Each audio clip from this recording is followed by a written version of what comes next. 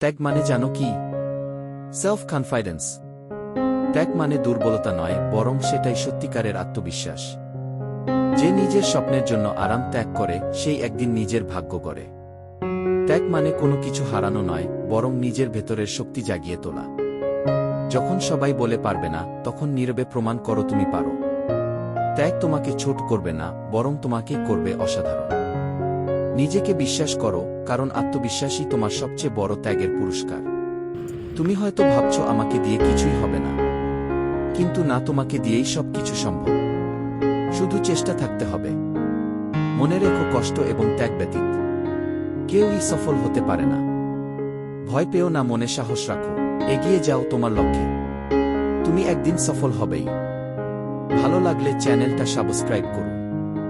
আপনার মূল্যবান মতামত কমেন্ট বক্সে জানান। ধন্যবাদ সবাইকে।